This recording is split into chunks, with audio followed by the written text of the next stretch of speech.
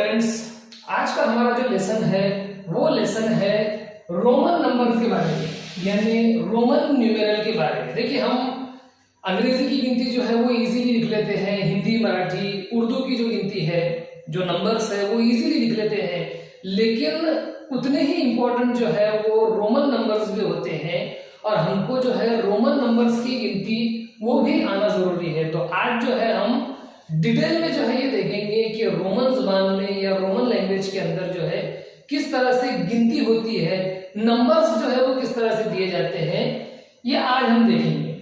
अब देखिए, Roman numbers लिखने के लिए हमको कुछ बेसिक सिंबल जो है समझना जरूरी है। कुछ बेसिक चीजें हैं, कुछ ऐसी जो है सिंबल्स है जो हमको समझना जरूरी है, और ये सिंबल्स समझने के बाद ही हम रोमन जुबान के अंदर, रोमन लैंग्वेज के अंदर जो है वो गिनती लिख सकते हैं। देखिए, ये जो टेबल अपने सामने मौजूद है, इसके अंदर हमको ऊपर जो है वो सिंबल्स दी हुई है, मतलब नंबर्स दिए हुए हैं रोमन जुबान में, और उनकी इक्वल टू जो अंग्रेजी के अंदर नंबर्स है वो अपने को दिए हुए हैं। जैसे 1 के लिए रोमन जुबान में इस तरह की 1 लाइन जो है यूज की जाती है, जो इंग्लिश का आई हम जिसको बोल सकते हैं, तो 1 के लिए इस तरह की सिंबल इस्तेमाल की जाती है। उसके बाद 5 के लिए जो है वो इस तरह से V का जो सिंबल है, जो अंग्रेजी जुबान में V का सिंबल होता है, उसको जो है वो यूज किया जाता है रोमन जुबान के अंदर 5 के लिए। और 10 के लिए इस तरह की सिंबल जो अंग्रेजी के X से मिलती जुलती है, उस तरह से 3 सिंबल जो है बेसिक हमको यूज करना पड़ते हैं। इसके अलावा भी कुछ सिंबल होती है जो हम आगे देखेंगे, लेकिन फिलहाल हम इन 3 सिंबल्स पर, इन 3 न्यूमेरल्स पर जो है डिस्कस करते हैं कि किस तरह से 1, 5 और X मतलब 10, 1, 5 और 10 ये 3 सिंबल को यूज करके हम किस तरह से रोमन नंबर्स को लिख सकते हैं। चलिए हम देखते हैं। देखिए, अगर हमको रोमन जुबान में 1 लिखना रहा तो हम इस तरह से 1 लिख लेते हैं। अगर हमको 2 लिखना रहा तो हम फिर दूसरी लाइन लगा लेते हैं इसी में, या फिर अलग से भी लिख सकते हैं। तो जो है 2 के लिए हम इस तरह के सिंबल यूज कर सकते हैं, दिस इज 2। 3 अगर लिखना रहा तो हम इस तरह से 3 लिख लेते हैं, 1, 2 एंड 3। इस तरह से हम 3 लिख लेते हैं। लेकिन जब हमको 4 लिखना रहा तो हम इसके अंदर 4 लाइन को यूज नहीं करते, बल्कि हम V लिखते हैं, मतलब 5 लिखते हैं, और 5 की लेफ्ट साइड में जो है 1 लगा लेते हैं। मतलब 5 में से कम करके हम जो है इस तरह से 4 को लिखते हैं, दिस इज इक्वल टू 4। ये जो है बड़ी इंपॉर्टेंट चीज है कि 1, 2, 3 तक हम बराबर चलते हैं, लेकिन जैसे ही 4 का मामला आता है तो हम 4 के लिए एक अलग सिंबल यूज करते हैं, 5 की सिंबल लिखते हैं और उसके लेफ्ट साइड में जो है वो 1 लगाकर जो है 4 लिखते हैं। और जब 5 लिखना रहा तो उसके लिए हमारे पास स्पेशल सिंबल है 5, इस तरह से 5।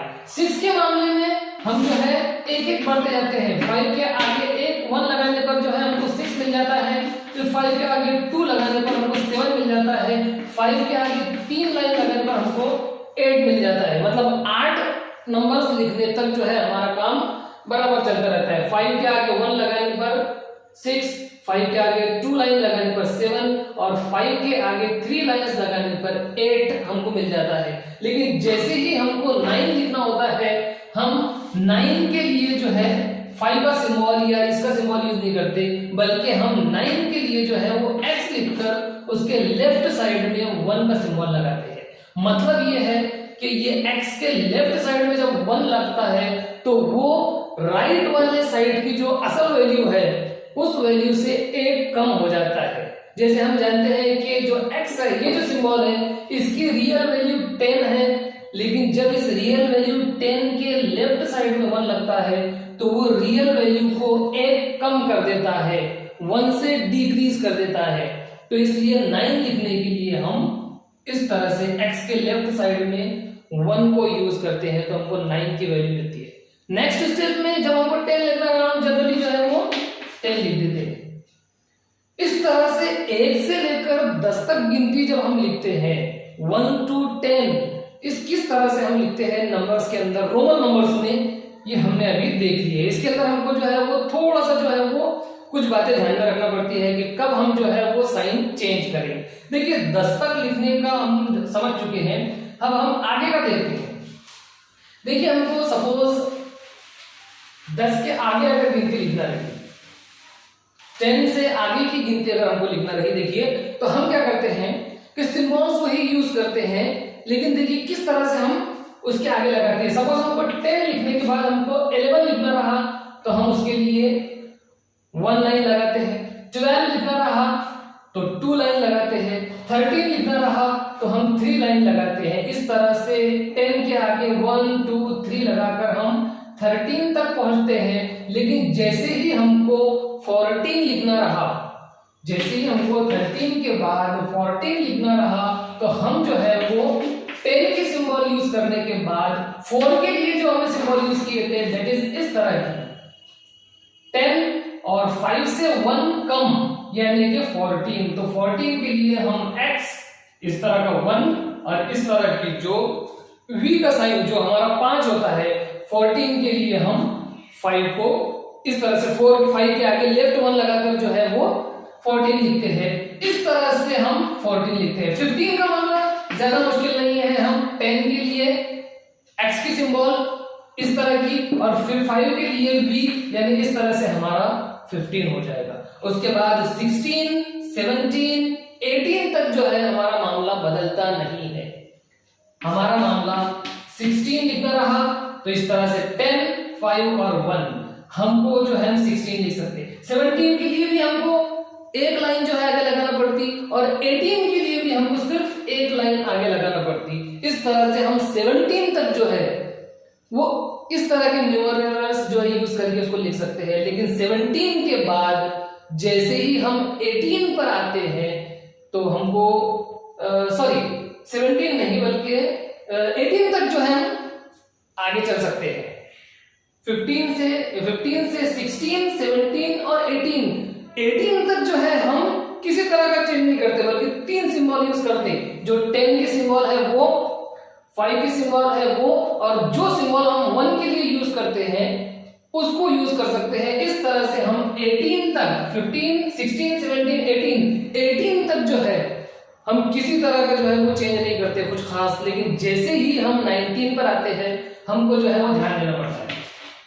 19 लिखने के लिए हमको एक मरतबा जो है 10 की सिंबल और 9 के लिए जो हम यूज करते हैं यानी 10 की सिंबल के लेफ्ट साइड में 1 लगाना, यानी इस तरह से जो है हम 19 को लिखते हैं।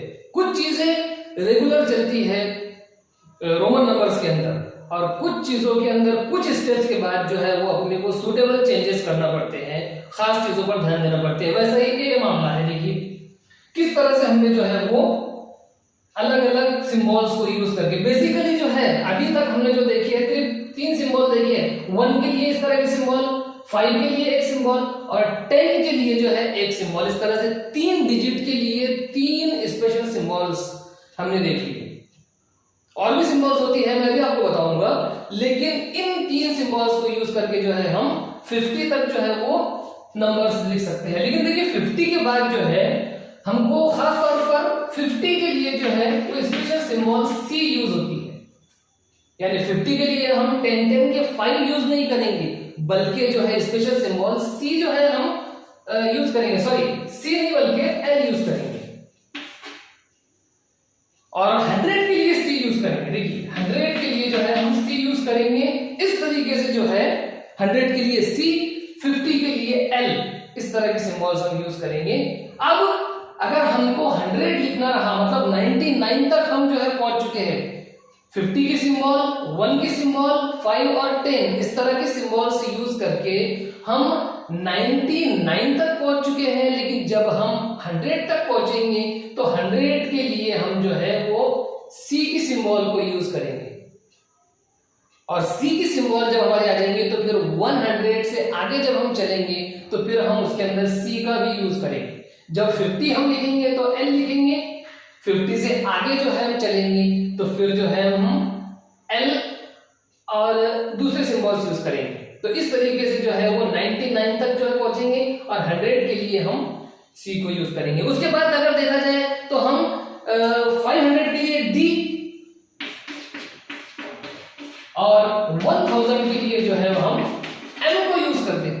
देखिए किस तरह से 1000 के लिए हम m को यूज कर रहे हैं, यानी 1000 के लिए m, उसके बाद 500 के लिए d, 100 के लिए c और 50 के लिए l। इस तरह से डिफरेंट सिंबल्स को यूज करके हम नंबर्स को जो है वो रोमन लैंग्वेज के अंदर या रोमन न्यूमेरल्स के अंदर जो है लिख सकते हैं। देखिए किस तरीके से हम इसको सॉल्व कर रहे हैं। मैंने आपको पहले बेसिक बताया। बेसिकली हमने जो है वो 3 और 4 7 सिंबल्स जो है, जब भी हम रोमन नंबर्स लिखेंगे तो बेसिकली हम जो है वो 7 सिंबल्स का यूज करेंगे, जिसमें ज्यादातर यूज यूज है वो 1 का, 5 और 10 का जो है हम यूज कर रहे हैं। बेसिकली जो छोटी क्लास के बच्चे हैं उनके लिए जो है ये बहुत इंपॉर्टेंट है, किस तरह से जो है रोमन नंबर्स को हम लिखते हैं। तो देखिए अगर आपको ये वीडियो पसंद आया है तो इसको लाइक कीजिए, ज्यादा से ज्यादा शेयर कीजिए और हमारे चैनल को सब्सक्राइब कर लीजिए।